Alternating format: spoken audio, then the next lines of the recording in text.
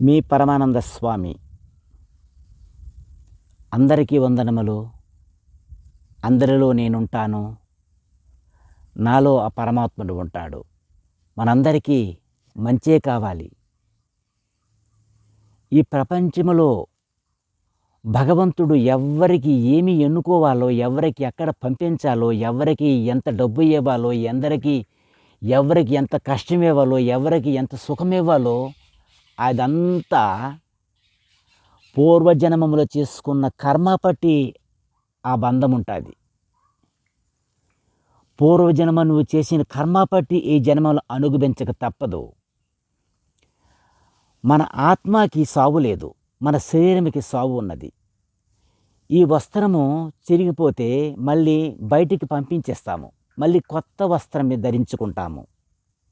మన శరీరంలో ఆత్మ కూడా మళ్ళీ కొత్త వస్త్రం వేసుకోవడానికి కొత్త శరీరంకి ప్రవేశిస్తుంది.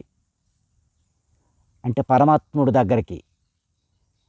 నీకు ఏది కూడా నష్టం అవ్వదు.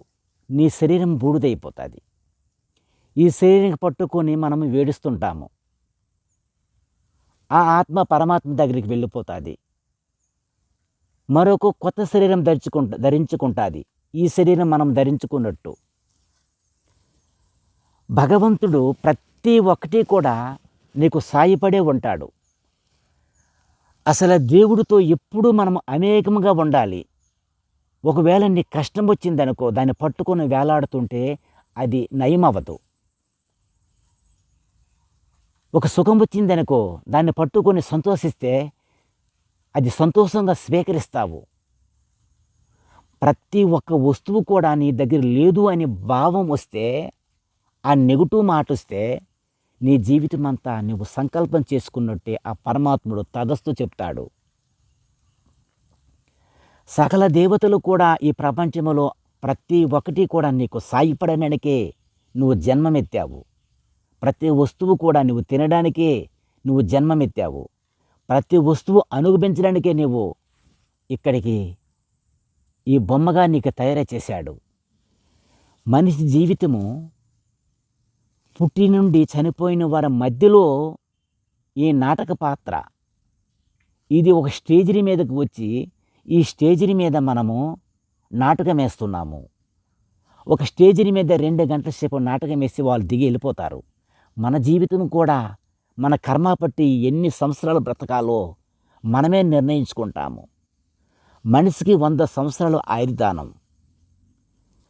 నువ్వు బ్రతికే బ్రతుకు, నువ్వు చేసే పూజలు, నువ్వు చేసే పాపాలు, నువ్వు చేసే కర్మాలు, నువ్వు చేసే దుష్ట పనులు, దీనివల్ల 1000 అబద్ధాలకి 1 సెకండు ఆయుర్దానం నీకు తగ్గిపోతుంది.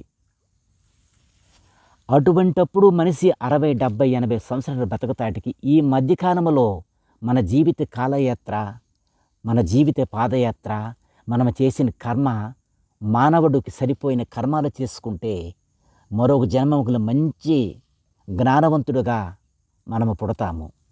మనకి 88 జన్మములు. మనిషి చనిపోతే మనిషే పుడతాడు. పశువు చనిపోతే పశువే పుడతాది.